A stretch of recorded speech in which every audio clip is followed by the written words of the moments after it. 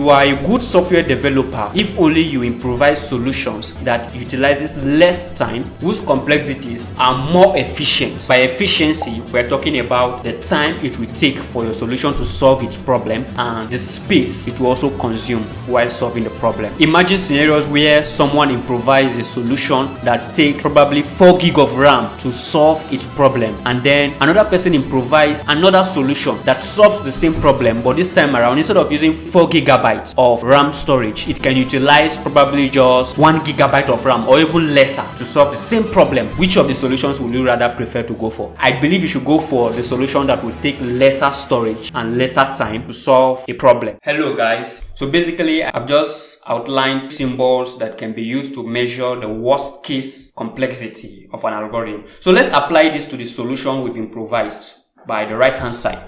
So each of these lines of code, right, has a particular complexity it belongs to from this list, right? Remember, when something is constant, it means that thing doesn't change. So imagine where we have a list of 1000 items. This particular line of code is just a variable declaration, a simple variable declaration, right? If this is a variable declaration, it means this is just a constant line. It doesn't change. Even if our list increased to 1 million, 1,500, or even reduces to 2, 3, or 1, this particular line of code doesn't change. It's just a variable declaration. There's nothing there, right? So the complexity here is going to be, I'm talking about the worst case complexity now. So the worst case here is just going to be O of 1 because it's just a constant line. There's nothing there. So the next line has a complexity of N. Why? This is an iteration, and this iteration is going to walk through each individual item of the list. So if the list has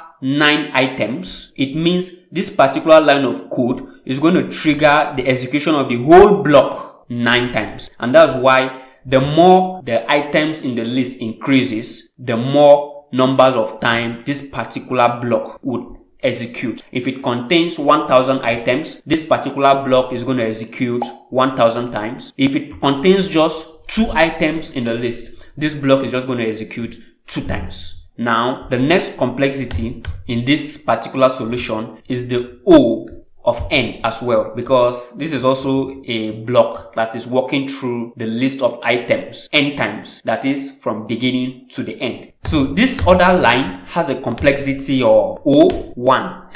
Why? This is just a conditional check. There's nothing there. It's doing absolutely nothing. It's just a constant. If this is this, do this. If it's just a conditional check, absolutely. Same thing applies to this other check below. Once it checks the comparison once, that is all, nothing more. This is also a constant, and finally this is a constant. I'm not too certain what this function is doing because this is a Python inbuilt function, append, so I don't see any complications in this. So I try to imagine that this is also a constant, and then finally return, right? Return is just going to return the resulting pairs, which is also a constant. But there is a problem we need to correct. This particular line of code is dependent on this, right? I mean, if this line is dependent on this line, it means for this line to work, it has to always repeat its execution on each iteration this guy make. So if this guy iterated 5 times, it means this guy is going to iterate 5 times 5 because this guy is iterating 5 times. So in a situation where this guy does it first iteration, that is its first looping, this guy is going to loop 5 times, assuming N is 5. If this guy goes to loop the second time, this guy is going to loop 5 times. That is, it has looped 10 times. Mind you, N is 5 in this instance. So if this guy loops again the 3rd time, this guy is going to loop 5 times more, which is 15 times in total. So if you look at the complexity of this particular line of code, you will realize that because this loop is inside another loop, the complexity of this guy is not really N, right? It's going to be the O of N squared. So it's going to be O of N raised to the power of 2. So if you look at this solution and you are trying to depict the worst case on this order, right? This is a constant, which is more complex, and this is much more complex, and this is much more complex, and then finally this is the most complex, right? So if you look at this very well, you realize that the worst case scenario for this particular solution is this line of code. So we need a solution. We need to improvise a better solution that will get rid of n square and probably try to stick with just iterating n times. If you feel you can also improvise a solution that will work through as log n, I would appreciate you to also drop the solution so that we can also learn from it. On this instance, I can actually improvise another solution that will just have the worst case scenario of n. So let's do that below. So I'm just going to define another function below. I'm just going to say def number pairs 2. Right, this is the second solution now, and here we're still going to receive the list as usual, and the sum would always be 8.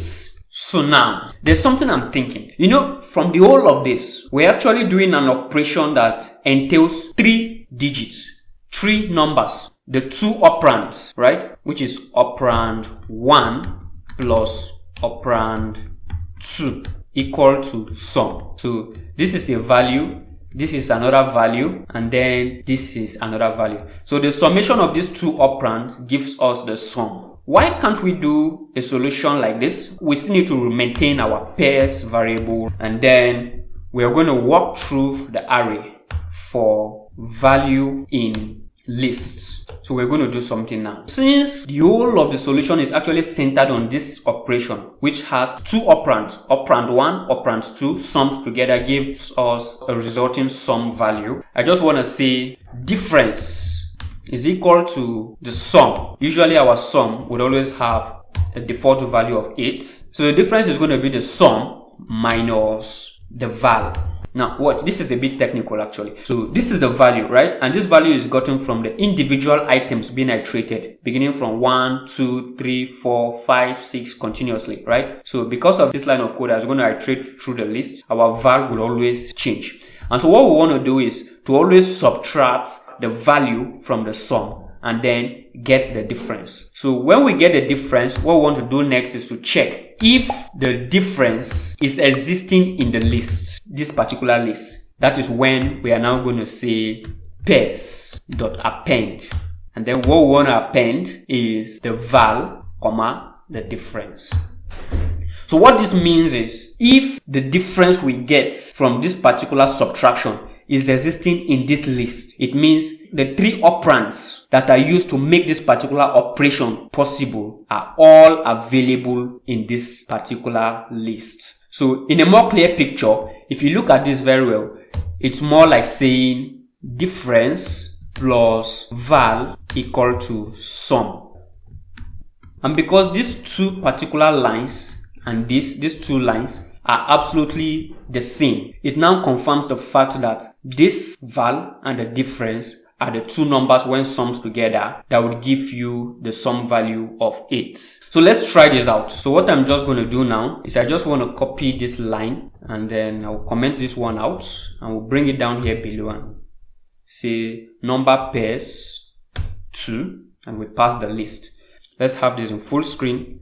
And let's zoom this out a little bit. So if my inbuilt VS Code terminal, and then we say cd to desktop, and then we list. Excellent. We have our 2 files. What we are more interested in is the technical solutions.py. So I'm going to use my Python trip interpreter to say technical solutions.py execute. Looks like we have a syntax error. It's an issue related to indentation. So we absolutely don't need any indentation on this block. It looks good like this. And by the way, we also need to return our resulting pairs, right? So here I'm just going to say return pairs. Excellent. So I'm just going to save and then rerun the script. Let's fix this syntax error. Save. Just want to clear. Alright, Python 3, excellent. So you notice we still have the same result as the one we have with the first number pair function. Notice that here we are now calling number pair 2. Now we need to get rid of this as well. So we just want to say if val is equal to difference what we want to do is to say continue. So we want to jump the iteration for that particular value and continue the next iteration. So if we do that now, we notice that the double number repetition in the particular pair is out. So if we compare these two solutions together and we try to write down the complexities of these lines of code, you notice that this is going to take constant time. This is going to take a linear time. This is just going to take a constant time because this is just a simple arithmetical subtraction. This is also a constant. It's just a conditional check. A constant, and finally probably a constant. And our return here is also a constant. So if you look at these complexities, the worst case is the O of n. And that's because this is an iteration, is a loop. Comparing these two solutions together, these two functions, it's so clear that the worst case in this scenario for the first function is this, n of square. And we would always try to write solutions or improvise solutions that would have less complexity, more specifically in the worst case instances. It's so clear and obvious that this solution would be more acceptable. So the exercise for you now is to improvise a solution that utilizes the log of n as its worst case scenario. Notwithstanding, I should have another session where I would strictly talk about the complexities of algorithms in details. And that's exactly the reason why you need to subscribe to the channel and turn on the notification bell, so you always get notified whenever content like this are being released. This is actually what defines your competence as a software developer or an engineer. So you are a good software developer if only you improvise solutions that utilizes less time, whose complexities are more efficient. And by efficiency, we're talking about the time it will take for your solution to solve its problem and the space it will also consume while solving the problem. Imagine scenarios where someone improvises a solution that takes probably 4 gig of RAM to solve its problem, and then another person improvises another solution that solves the same problem, but this time around, instead of using 4 gigabytes of RAM storage, it can utilize probably just 1 gigabyte of RAM or even lesser to solve the same problem. Which of the solutions would you rather prefer to go for? I believe you should go for the solution that will take lesser storage and lesser time to solve a problem. So see you guys next time. Subscribe to the channel and turn on the notification bell, as we would always attend to problems like this, especially those finding their way to the tech industry. Peace out.